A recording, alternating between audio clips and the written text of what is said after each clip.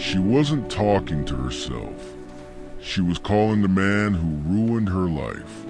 Every night, he came back to the woman he broke, not to save her, to escape his guilt. And when she finally collapsed, the village discovered their hero was the monster. This story tells a lot about the evil heart of men. Please subscribe and like. Stories like this is worth sharing with people, friends, and family. In the heart of Abney Village, where dusty roads met laughing children and market women sang, as they sold tomatoes and pepper.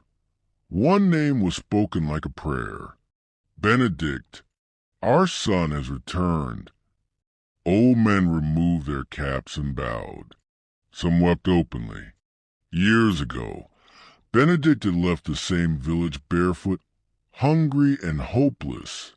Now he returned as one of the richest men in the country, a multi-billionaire whose face appeared in newspapers and business magazines. But Abney wasn't interested in his fame. They cared about what he brought. Within weeks, construction machines roared where bushes once stood. A modern hospital replaced a leaking clinic. Boreholes gushed clean water. Classrooms with bright windows rose where mud huts once leaned tiredly. Parents cried when their children entered real schools for the first time. "You saved us," Mama Sola said, gripping Benedict's hands. He smiled gently.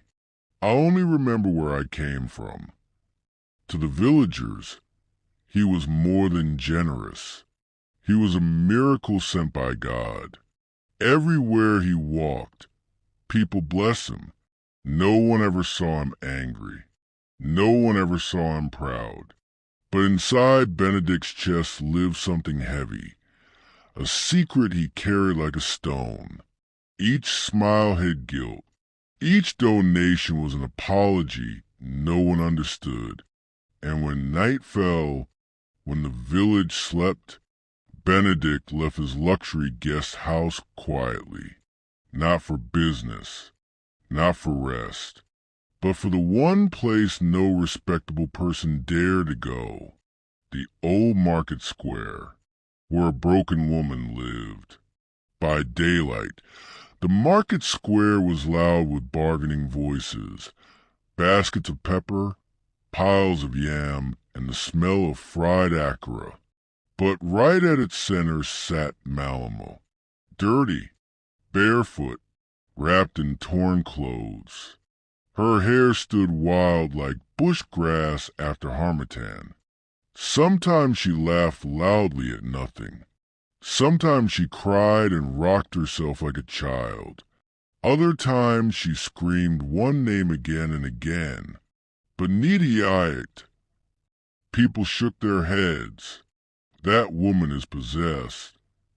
Madness caught her years ago. Children threw stones to chase her away. Market women splashed dirty water. "Go away, mad woman. You'll chase customers." Malama never fought back. She only stared with empty eyes. At night, when shops closed and silence covered the village, she changed. She became calm. That was when Benedict arrived. He always removed his shoes before stepping onto the dusty ground. He knelt in front of her like a man asking forgiveness. "How are you today, Malamo?" Her eyes focused clearly, not wild, not lost. "You came again," she whispered. "I promised I would," he said softly. Sometimes he fed her. Sometimes he wrapped a blanket around her shaking body. Sometimes he just sat quietly beside her. She leaned her head on his shoulder. "You left me before," she murmured. His throat tightened. "I know, and I regret it every day." Tears often rolled down his face. But when morning came, Benedict always disappeared. leaving behind money, food, and a woman everyone still believed was mad. Tari was only 16. He slept near the new borehole Benedict built, helping fetch water for travelers at dawn to earn small change. For weeks, Tari noticed something strange. Every night, long after the village slept, the billionaire walked alone. No guards, no car, just quiet footsteps toward the market square. Curiosity burned in Tari's chest. One night, he followed, bare feet touching cold ground, heart beating fast. He hid behind a wooden stall as Benedict approached Malamo. But what Tari saw shocked him. The mad woman straightened. Her voice became clear, strong, not broken. "Why did you abandon me, Benedict?" Benedict fell to his knees. "I was afraid of poverty. I chose wealth instead of love." "You destroyed my life," she whispered. "I know," he cried, "and I've been paying for it with guilt ever since." Tari covered his mouth. This wasn't madness. This was pain. This was a story buried alive. Benedict held her hands tightly. "I built the village because I broke you." Tears streamed down Malamo's face. "I loved you, and I still love you," Benedict said. Tari's whole body shook. The hero everyone worshipped was the reason the village's mad woman existed. From that night, Tari knew. Ebony's miracle was built on a tragedy no one knew. The next afternoon, the market square buzzed with its usual noise. Women argued over pepper prices. Motorcycles roared past. Children chased each other between stalls. Malamo sat in her usual spot, humming softly.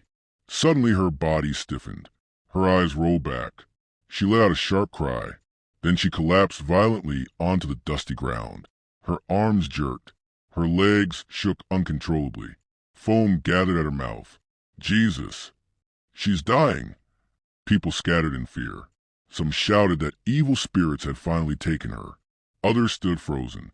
Tari ran forward screaming, "Help her, please!" But many stepped back. It was Benedict's convoy that arrived seconds later. When Benedict saw Malamo convulsing on the ground, all the color drained from his face. He pushed through the crowd, dropped to his knees, held her trembling body. "Malamo, look at me. Please don't leave me." Tears soaked his expensive suit. The villagers stared in shock. This was not how a billionaire treated a mad woman.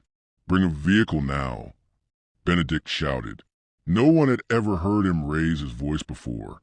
They rushed her into the car and sped to the hospital Benedict had built himself. The crowd followed in silence.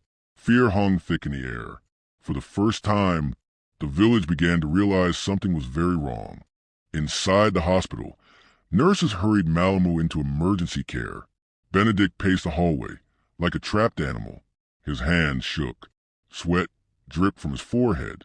Minutes felt like hours. Finally the doctor came out, his face serious. "Sir, this woman is not mentally ill in the way you think." Benedict froze. "What do you mean?" "She has severe untreated trauma," the doctor explained. "Emotional shock, abuse, loss. These things damage her mind over time." The villagers gasped. "So she's not cursed?" someone whispered. "No," the doctor said firmly. "She was broken by life." Benedict collapsed into a chair, sobbing. "I did this," he cried.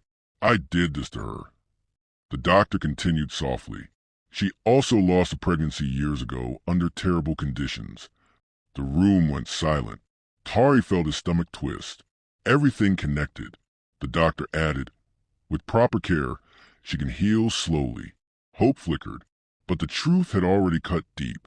The woman they mocked for years was never mad. She was wounded, and someone had caused it. All eyes slowly turned to Benedict. Benedict stood up slowly. His shoulders trembled. "There's something I must tell you all." His voice cracked. "Years ago, Malamo was the brightest girl in this village. She sang in church, taught younger children, and loved Benedict with her whole heart. We planned to marry," he said softly. Then opportunity came. A powerful businessman offered him success, but with a condition. He said, "I must leave Malamo behind." Benedict swallowed hard. "I chose wealth." The villagers gasped. I left without saying goodbye. Malamu later discovered she was pregnant. She searched for Benedict in the city. Security chased her away. She slept outside, was attacked, lost a baby. Her heart broke, Benedict whispered, and her mind followed. Tears rolled freely. While I became rich, she became the woman you call mad. Silence crushed the room. Some women began to cry. Some men bowed their heads in shame. The hero they praised had created their tragedy. That evening, no one returned home normally. People sat outside quietly, thinking, remembering. They remembered throwing stones, pouring dirty water, laughing, calling her cursed. Mama Sola fell to her knees. God forgive us. Others followed. We mocked pain instead of healing it.